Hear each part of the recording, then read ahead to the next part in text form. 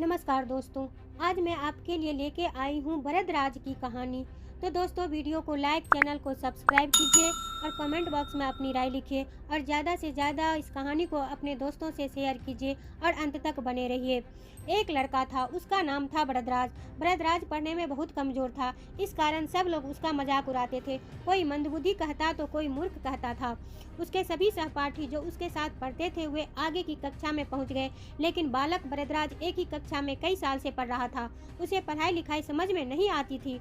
उसकी बुद्धि कमजोर होने के कारण उस पर गुरुजी भी नाराज रहते थे। उस बालक को कोई भी पसंद नहीं करता था। वह आज जो भी पढ़ता उसे कल भूल जाता था। अंत में उस विद्यालय से यह कहकर निकाल दिया गया कि वह पढ़ने लिखने में असमर्थ है। यह सुनकर उसके पैरों के नीचे से जमीन खिसक गई। उसके आंखों के सामने अंधेरा छा गया। उसे अपना भविष्य धुंधला दिखाई देने लगा। भारी मन से उदास होकर बरदराज विद्यालय से निकल गया। उसके एक कदम मानो सालों प्रतीक हो रहे थे। दुखी मन से बरदराज घर के तरफ बढ़ता जा रहा था। उसके मन में सैकड़ों प्रश्न उठ रहे थे। दोपहर का समय था, सुनसान रास्ता, तेज धूप। उसी समय बालक बरदराज को प्यास लग गई। बरदराज ने अपने आसपास देखा। दूर उसे एक कुआं नजर आया। बरदराज उस कुएं के पास पहुंचा। बरदराज जब कुएं के पास पहुंचा तो उसने देखा कि रेशम की रस्सी के बार बार घिसने से कुएं के पत्थर में निशान पड़ गए हैं। यह देख बरदराज को बहुत आश्चर्य हुआ। उसने बहुत ध्यान से देखा और उसी समय उसके मस्तिष्क में बहुत ही अनोखा प्रश्न आया। उसने अपने आप से पूछा, जब इस पतली रेशम की रस्सी के बार बार घर्षण से कुएं के जगत पर निशान आ गए हैं, तो क्या मैं बार बार कोशिश करने पर भी पढ़ लिख नहीं सकता?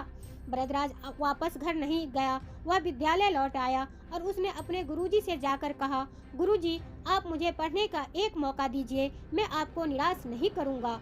गुरुजी के सामने पहले वाला बरदराज नहीं खड़ा था। आज उसके चेहरे पर एक चमक थी। उसका आत्मबल मजबूत दिख रहा था। उसके चेहरे पर प्रसन्नता की झलक थी। गुरुजी समझ गए। उन्होंने बरदराज को एक और पढ़ने का मौका दिया।